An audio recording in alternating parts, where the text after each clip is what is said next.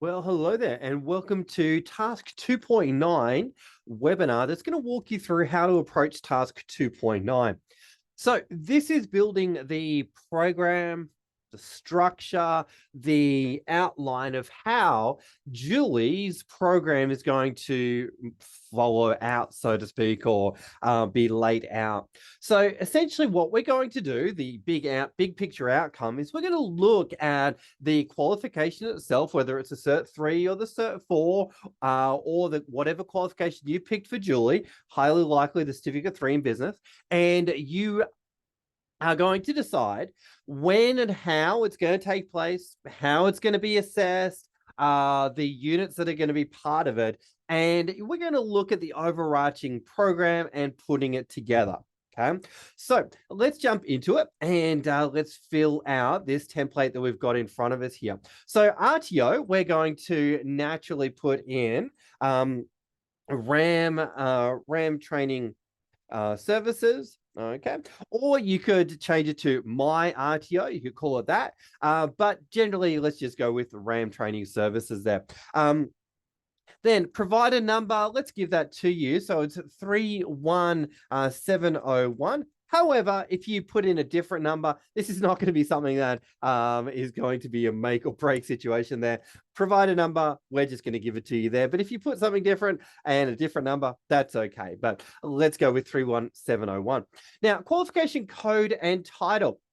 Now, we've been popping in the Certificate 3 in business. And again, I'll just remind you where that's coming from. And I'll just take you back to the wonderful website that we've got here, which is training.gov.au. And we've got this code and title. So the BSB 30120 Certificate 3 in business. Okay, so let's come back to the document that we've been working on here. And let me just make sure that we've got the right one. Okay. So, all right. Okay, awesome. So, earlier up here, we also dropped in the code as well. So I'm just going to, for the sake of ease, I'm just going to copy and paste this down below. Okay, so if you're wanting to copy it over, just grab that page that you just filled out from your book and just copy it into here. Now, training package code, version release, and release date. Okay, now where would we find this? Well, I'm sure that you've already thought the magical website. So if we actually take a look here and we scroll down, we can see here it says training packages that include this qualification. And we've got BSB, Business Services Training Package, and then we've got Release 8.0, 8.0. So that's probably the information we're going to put in. And let me even just click on that, and let's go one level deeper. And let me just make sure. Yeah, awesome. So we have got the BSB Business Services Training Package Release 8.0, and the date that it came out will be on this page as well. And we could certainly say the 25th of March 2015. And that's all good there. Yes, the release date, 25th of January 2022. And that'll give us the information that we need to fill out this section back on this template here. All right, so you'll be able to fill that out, which is great. So now target group, let's now pop our minds back into the real estate situation, back with Julie. Okay, well, if we're looking at target group, we could say staff member at real estate office who would like to become an admin assistant and progress in her career. Okay, name of candidate or student is Julie Smithers. Okay.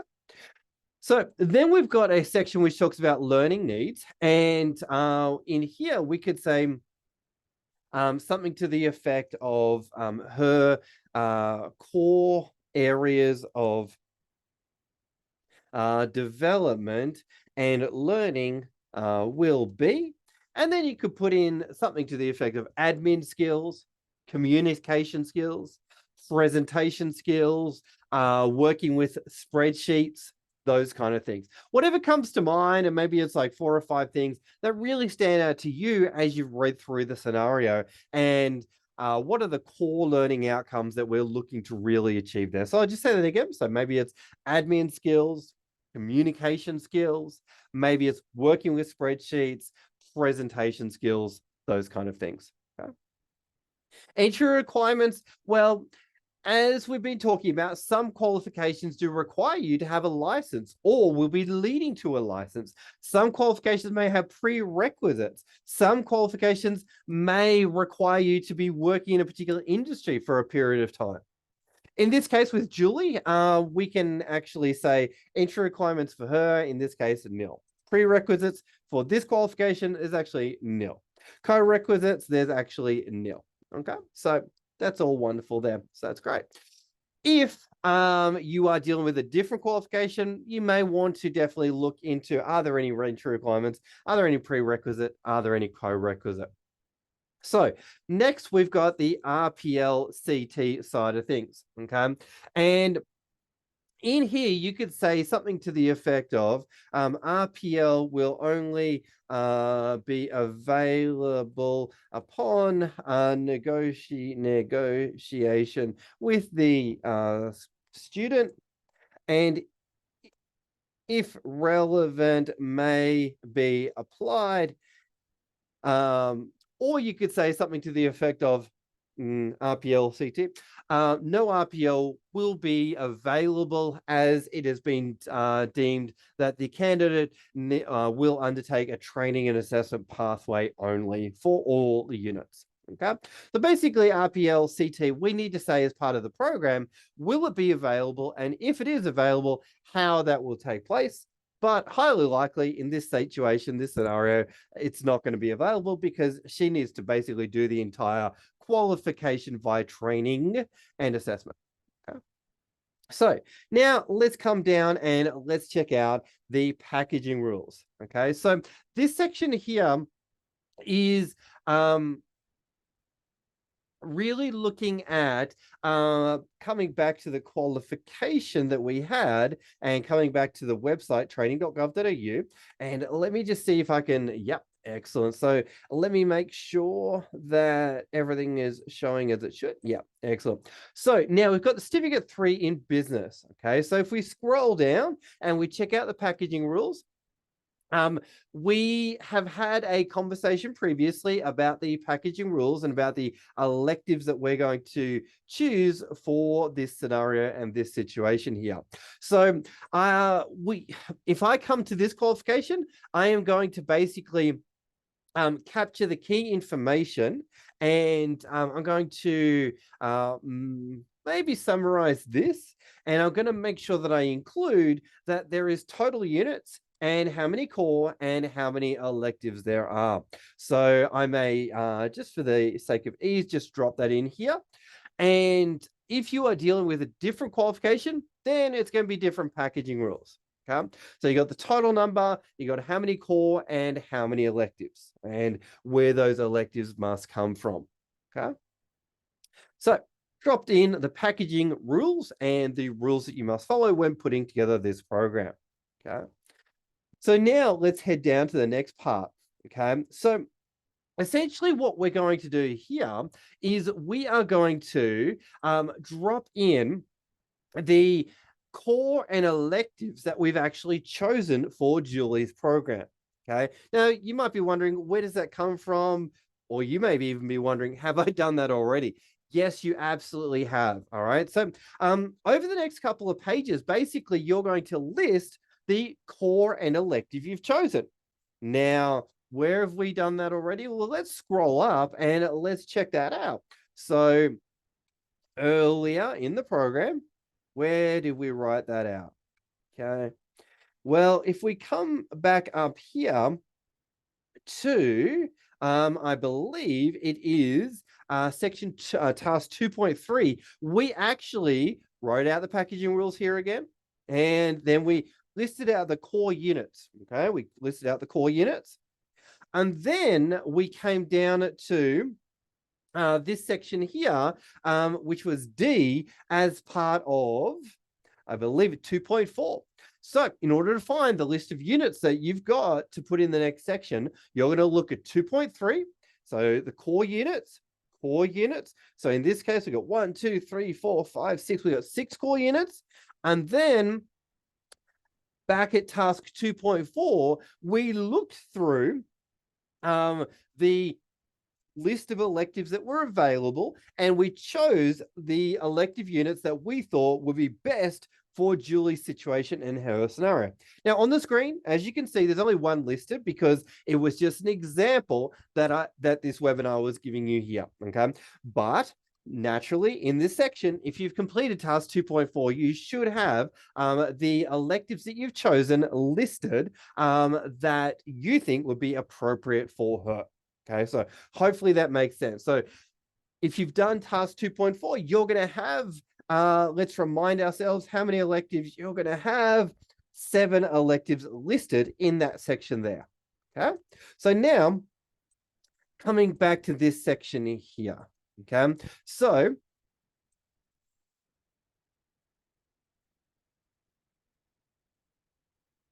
let's bring this up. Okay.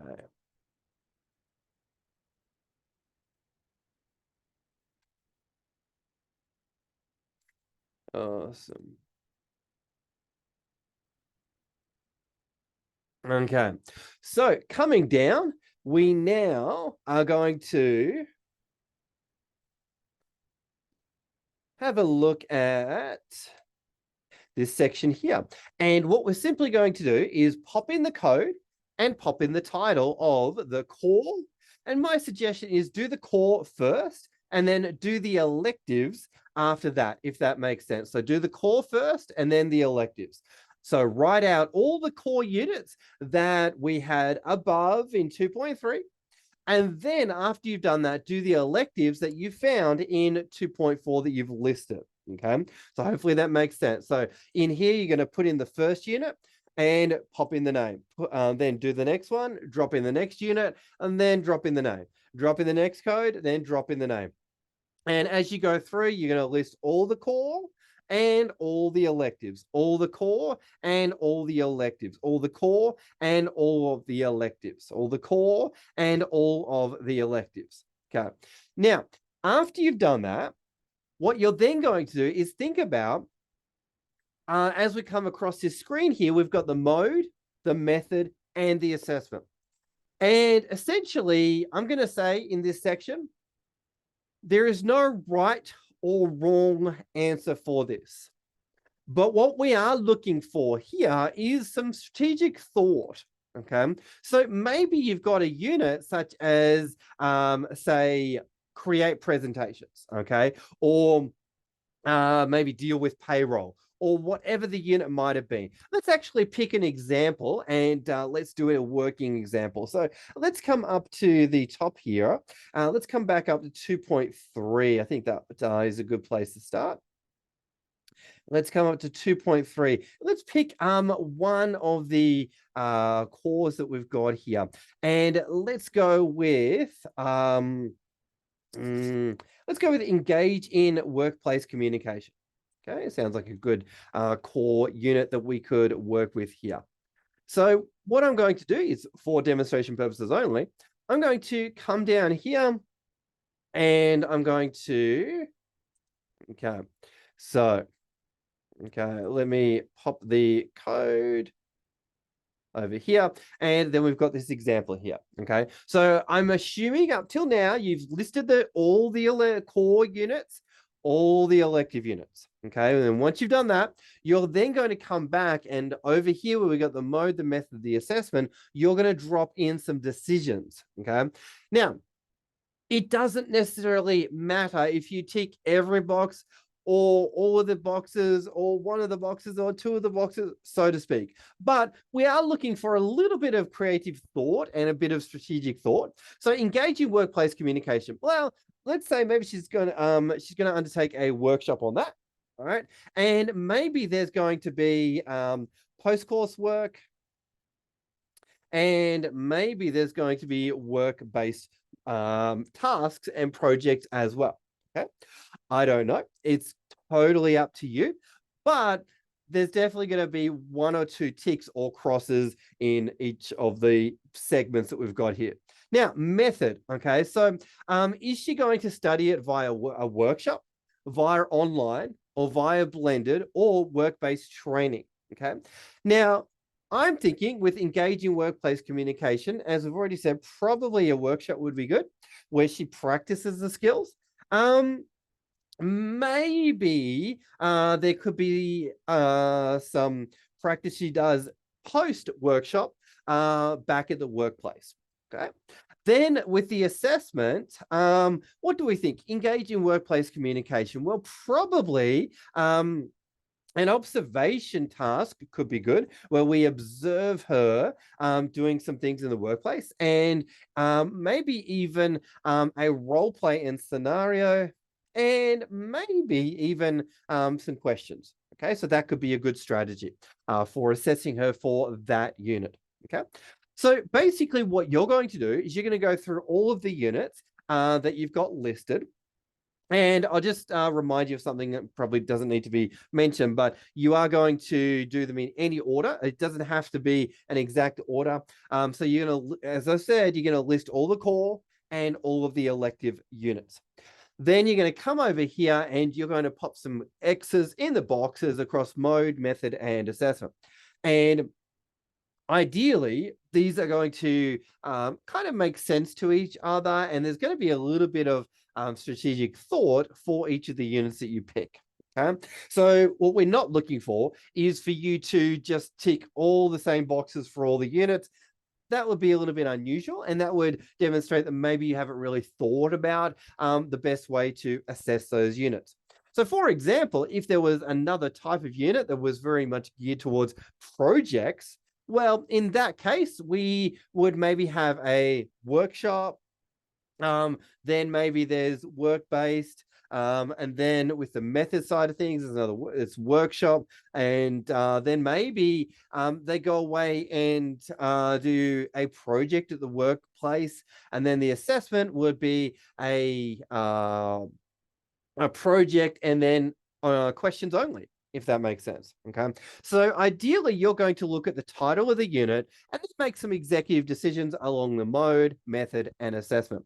Can you get it wrong? Absolutely not. All right. The only way to get it wrong is to not have any crosses in the boxes at all. And also, if you crossed all of the boxes and didn't really think about it, that would be not appropriate, so to speak.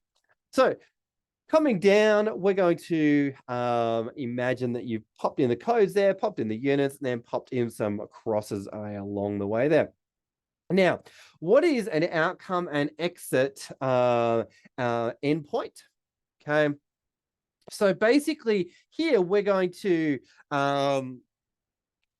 think about that by the end of the qualification, she will receive a certificate 3 or a certificate 4 in business admin or business or whatever qualification that you have maybe picked. Okay.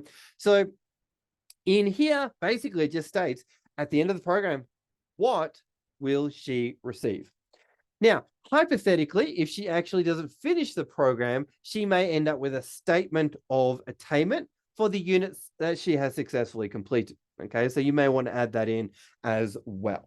Okay. Now, for the next section here, it says the volume of learning for this qualification is X number of hours. Okay. So what we recommend for this question, this part here, is head to Google and type in volume of hours, certificate 3, question mark, and see what you find. And through some simple Googling, you will be able to find the volume of learning chart that exists out there that basically tells you what are the number of hours that must be done for a certificate 1, 2, 3, 4 diploma level qualification, which is really handy to know. And also in here, all we're doing is just asking you to say how many hours would be required for this qualification that Julie goes through here. Okay, so head to Google, type in volume of learning, Cert 4 qualification, question mark. Volume of learning, Cert 3 qualification, question mark. All right, it shouldn't be too challenging to find. You should be okay with that. Okay, so schedule for delivery and assessment. Okay, so in here, we could say something to the effect of in total, for this qualification, X hours are required. We could say that in general, there are 13 units, so there will be 13 workshops, maybe. We could say that there will be one workshop each month, maybe. And you could say the workshops will occur on a particular date in the month. And you could say that the workshops will go for maybe 5 hours or 8 hours each day. Okay. So basically, we're just looking for you to tell us how long is the program going to go for? How many workshops will there be? And over what period of time? And maybe even how many hours will the workshops be? Okay. And you could even mention here if there is any work-based tasks that will be required. You could say work will be done back in the workplace as post-course learning as well. Okay, so I'll just recap. So we've got how many hours will the entire program run for? How many workshops will there be? Will the workshops be every month, every 2 months, twice a month? What times will the workshops go for? That kind of information there. Okay. Now, pre and post course requirements.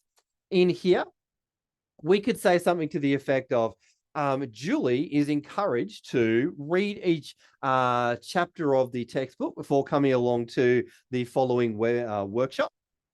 And she is encouraged to do the readings of the textbook and the textbook tasks post workshop and those kind of things there. Basically, it's just asking what would you like Julie to do before she comes to each workshop and after each workshop. All right. So now if we come down to facilities, equipment, training, and assessment resources in here, we are getting to a place of starting to think about what we need in the room to actually run the training.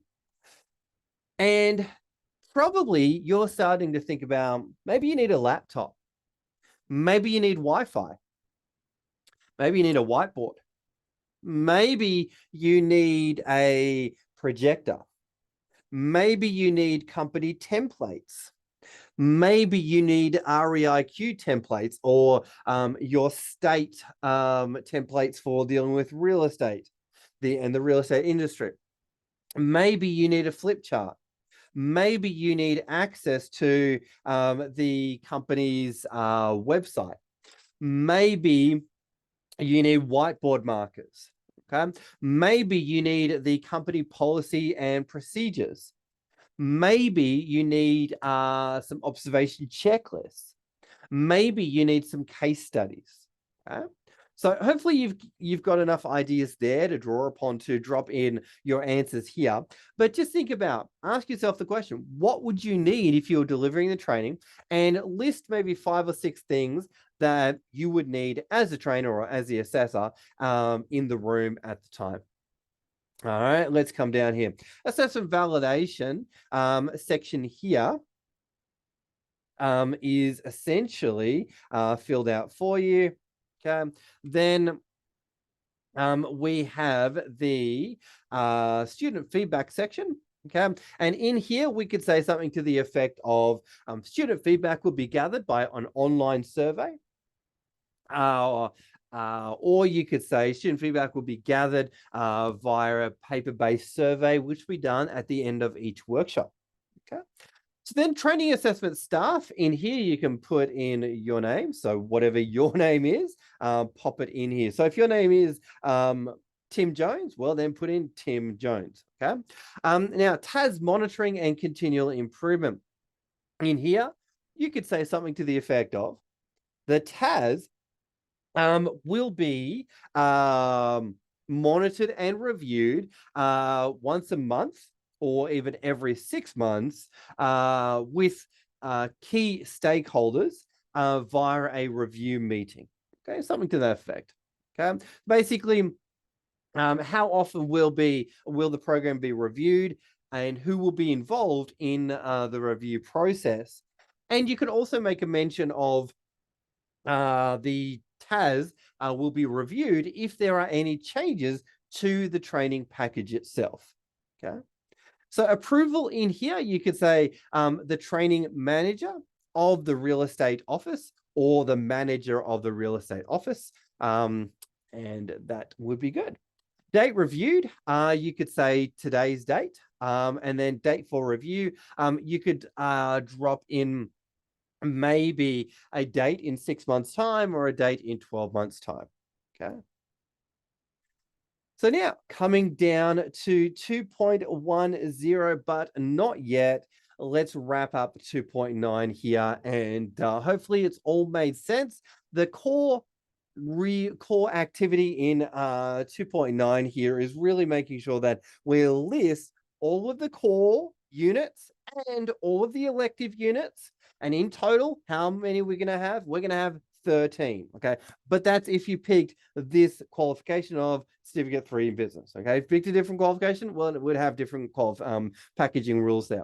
So you're going to list the code and the title, and you're going to go through and select which mode, so pre-course, workshop, post-course, work-based, which method, workshop, online, blended, work-based training, or and then which part of the assessment approach you're going to use: questions, observation, activities, project, role play, and scenario.